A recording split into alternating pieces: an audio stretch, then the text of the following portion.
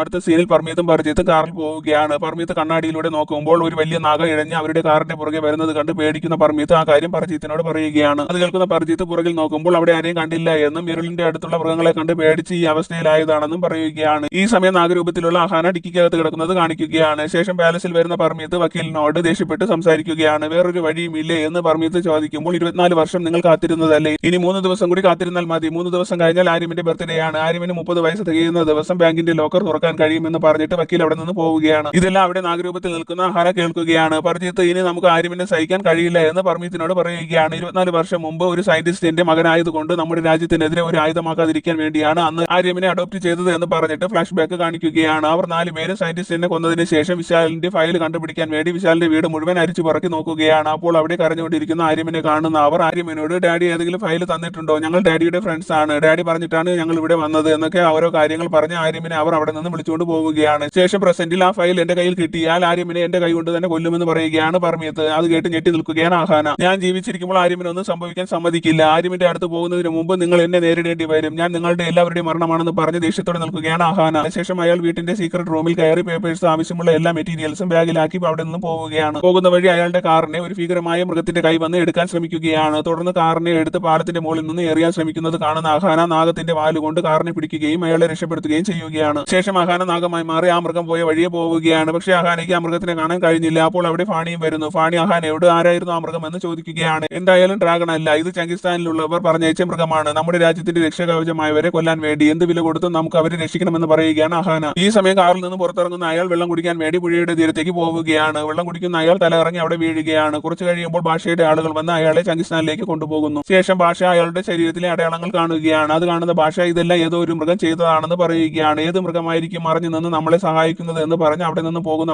ഭാഷയുടെ ആളുകളോട് അയാളെ കൊന്നുകളയാൻ പറയുകയാണ്. അത് കേൾക്കുന്ന അവർ അയാളെ കൊല്ലാൻ തുടങ്ങുമ്പോൾ അയാൾ കണ്ണു തുറക്കുകയും എല്ലാവരെയും അടിക്കുകയും ചെയ്യുന്നു. ശേഷം എല്ലാവരുടെ മുന്നിൽ വെച്ച് അയാൾ രൂപം മാറി അഹാനയായി മാറുകയാണ്. പകുതി നാഗരൂപത്തിൽ അഹാന നിൽക്കുന്നത് കാണുന്ന അവരെല്ലാവരും പേടിച്ചു നിൽക്കുകയാണ്. ഈ സമയം ഒരു ഫ്ലാഷ് ബാക്ക് കാണിക്കുകയാണ്. അയാൾ പുഴയുടെ തീരത്ത് ബോധമില്ലാതെ കിടക്കുന്ന സമയം അവിടെ അഹാനയും ഫാണിയും വരികയാണ്. അഹാന അയാളുടെ രൂപത്തിലാവുകയാണ്. തുടർന്ന് അഹാന എല്ലാവരെയും അടിക്കുകയാണ്. അത് കാണുന്ന ഒരാൾ അവിടെ കൂട്ടിൽ പൂട്ടിയിട്ടിരിക്കുന്ന എല്ലാ മൃഗങ്ങളെയും തുറന്നു വിടുകയാണ്. അവരെല്ലാവരും അഹാനയുടെ നേരെ ഓടി വരികയാണ്. അഹാന ഓരോ മൃഗത്തിനെയായി അടിച്ചിടുകയാണ്. അവസാനം ശക്തി പ്രയോഗിച്ച് അഹാന അവിടെ തീയിടുകയാണ്. തീ കണ്ട് പേടിക്കുന്ന മൃഗങ്ങൾ അവിടെ നിന്ന് ഓടിപ്പോവുകയാണ്. ശേഷം അഹാന ചങ്കിസ്ഥാനിൽ നിന്ന് തിരിച്ചു വരികയാണ്. ചങ്കിസ്ഥാനികളല്ല ഭീകര മൃഗത്തിനെ അയച്ചു തന്ന് അഹാനയ്ക്ക് മനസ്സിലാവുകയാണ്. ഈ രാജ്യത്തിന്റെ പുതിയ ശത്രു ആരായിരിക്കുമെന്ന് ആലോചിച്ച് നിൽക്കുകയാണ് അഹാന. ഈ എപ്പിസോഡിന്റെ ഫുൾ വീഡിയോ ചാനലിൽ അപ്ലോഡ് ചെയ്തിട്ടുണ്ട്.